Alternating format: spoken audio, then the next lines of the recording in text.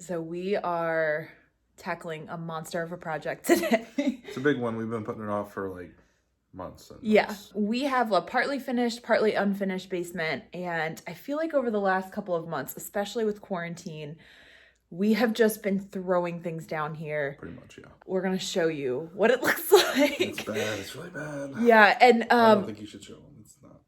We're going to show it because we're human and humans don't do this. This is so bad. This is our life. This is our life. This is what you don't see. So I'm a bit OCD and a clean freak, right? Just a little bit. So having like the kids at home all day, more dishes, more laundry, more just dirt and stuff. It's a little nerve-wracking. So we've put a lot of stuff down here and we haven't really had to deal with it. It's just kind of been out of sight, out of mind. But now I'm going to be moving my workstation down to the basement so that I can have more focused time working. So I'm not going to be able to work under these circumstances, which is why we have to clean it. So we're going to show you, we're hoping to get at least part of this project done today. Show you a before and after. Before and after. Yeah. We know that there's an after. We know there's a before, like for sure. There's definitely a before. We can't promise an after. We'll try. We're going to try really hard. Yeah. All right. We're going to show you.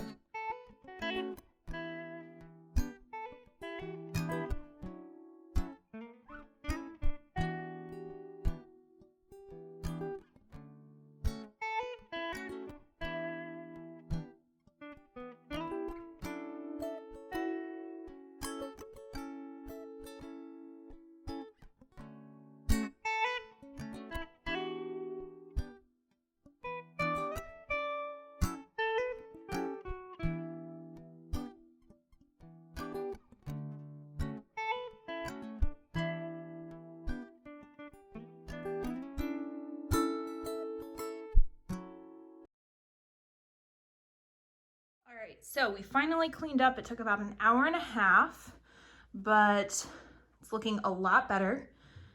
We have the workspace. I still have to add some things up there, but everything is off the ground. The music area is put back together. Have the dog cage set up in case we have to leave and the dog needs a place. My photo stuff, probably gonna need to go through and donate or sell quite a few props. I'm not doing as much photography now, so really it's just our kids. So this is a future thing, but at least right now it is put all together, but not too bad. I think that this will work for now.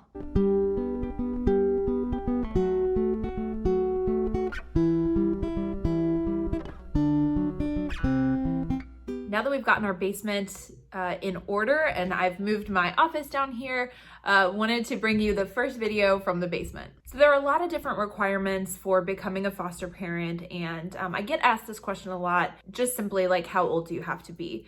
And in our area, the age is 21. So as long as you're 21 years old, you are able to be a foster parent if you meet all the other criteria. Now, John and I have talked about this before where we hadn't originally planned on being foster parents. Now we had planned on, kind of being empty nesters and then getting into fostering, but then decided, okay, well, why wait? Because there are plenty of children right now who are in need of a home, and we knew that we would be a good home for these kids. So it's all kind of relative, but we feel like we're kind of like younger foster parents. We're millennials. John actually just turned 35 and I just turned 33. And since our biological kids are 4 and 1, fostering teens, we feel like we might be kind of on the younger side. But I wanted to talk about kind of some of the perks of being a millennial foster parent. So one big benefit with fostering teens and being a little bit younger, again, that's all relative, but being a millennial is that we grew up with technology. We grew up in the days of AOL and dial-up connection and, Facebook really getting out there, social media, all of those things. So we're pretty familiar with technology and social media. Obviously, we don't know everything. Always there are going to be new trends.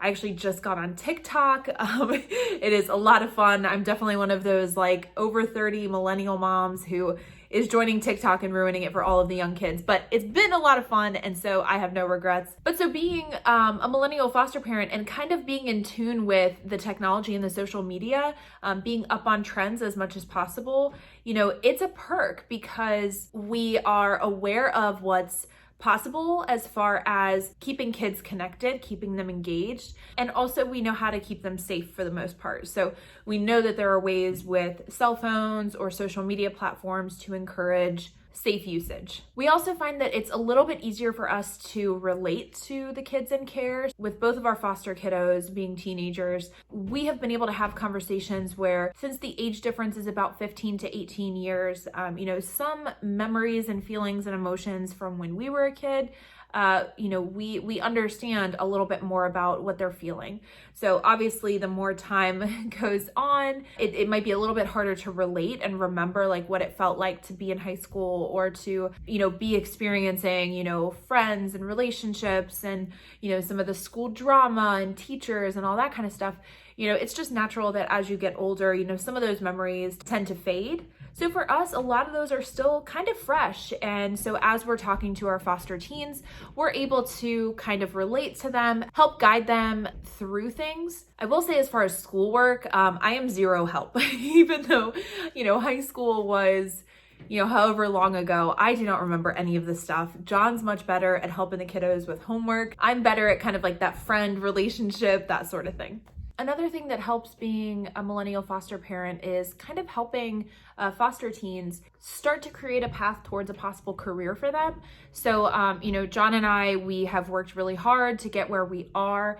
And, it's nice to be able to kind of share our story because John and I both didn't really come from families of great wealth. We have had to work really hard. We both went to school.